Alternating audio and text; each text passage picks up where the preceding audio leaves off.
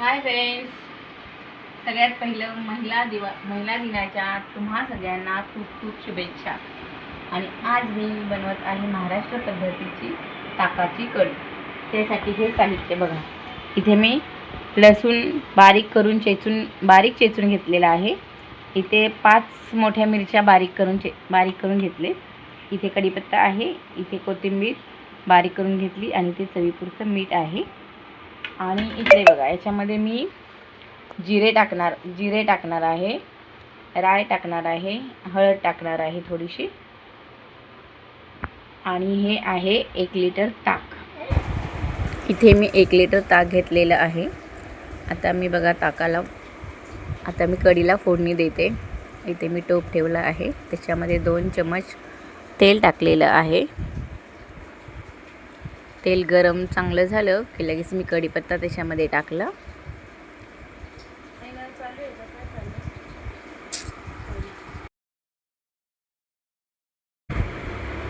त्याच्यामध्ये मी लगेच कढीपत्ता टाकल्यानंतर लसूण बारीक चेचून घेतलेला आहे तो मी टाकला आहे.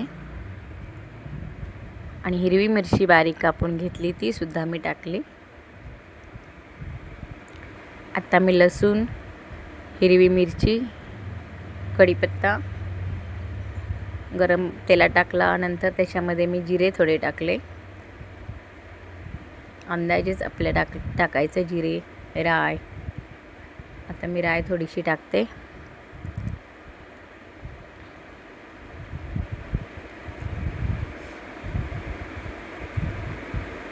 आणि थोडीशी हळद.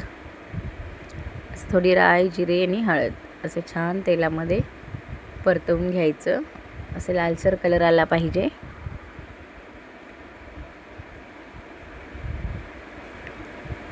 हे बघा, असं छान परतवून घ्यायचं. आणि त्याच्यामध्ये जे आपण ताक घेतलेलं आहे ते छान ढवळून घ्यायचं पळीने.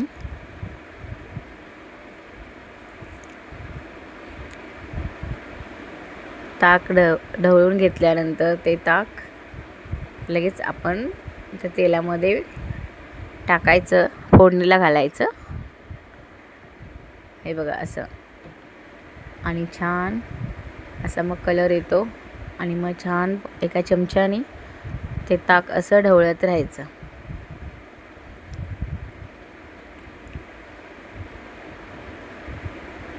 छान हलवून घ्यायचं पळीने.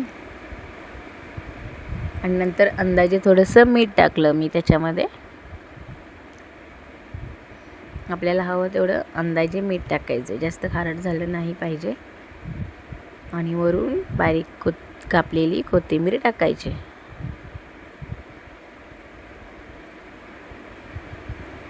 आणि नंतर छान असं ढवळून घ्यायचं जोपर्यंत ओतू जात नाही तोपर्यंत छान ढवळून घ्यायचं. नंतर मी अर्धी वाटी बेसन घेतले बघा.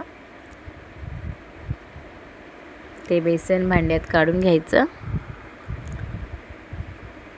आणि त्या बेसनमध्ये थोडंसं पाणी मिक्स करायचं. आणि त्या बेसनच्या गाठी छान अशा फोडायच्या चमच्याने. गाठी अजिबात ठेवायच्या नाहीत. छान असं ते गाठी फोडून घ्यायचं बेसन. मस्त एक पण असं गटळी दिसली नाही पाहिजे पिठाची, कारण बेसनमध्ये पाणी टाकलं की लगेच बेसनच्या गटळ्या होतात. म्हणून छान आपण त्या फोडून घ्यायच्या.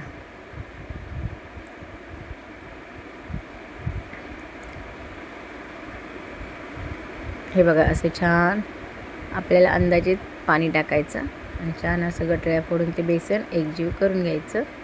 आणि पुन्हा ते बेसन आपण त्या कढीमध्ये टाकायचं, कारण बेसन टाकलं की कढी अशी घट्ट होती आणि छान होती.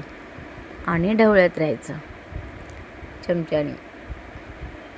चमच्याने सारखं हलवायचं, म्हणजे ते ताक फुटत नाही. नाहीतर काही वेळेला ताक फुटतं आपण फोडणी दिल्यानंतर, तर ते फुटलं नाही पाहिजे. हे बघा, कढीला किती छान कलर पण आला आहे. आणि त्याच्यामध्ये हिरवी कोथिंबीर किती छान दिसते. असं ढवळत राहायचं 1-5 मिनिट.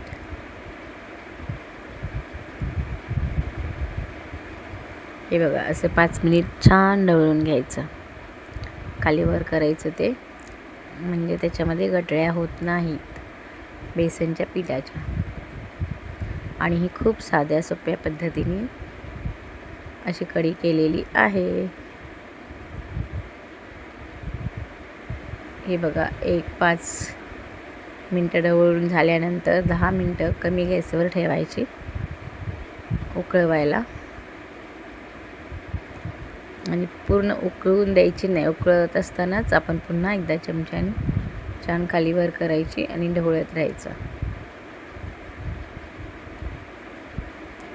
ही आपल्या महाराष्ट्र पद्धतीने केलेली साध्या सोप्या पद्धतीची ताकाची कढी आहे. हे बघा, अजून एकदा असं छान ढवळून घ्यायचं. माझी ही ताकाची कढीची पद्धत तुम्हाला आवडली असेल तर प्लीज माझ्या चॅनलला सबस्क्राईब करा, लाईक करा, कमेंट करा आणि शेअर करा.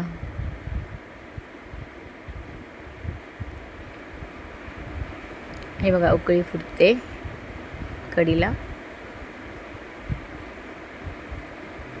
अशी उकळी फुटत असतानाही पुन्हा चमच्याने ती छान खाली वर करायची, नाहीतर ती उतूसुद्धा जाऊ शकते. तर उतू जाऊन द्यायची नाही आपल्याला. कमी गॅस करून छान अशी कढी बनवून घ्या. हे बघा, आता कढी रेडी आहे आपली ताकाची कढी.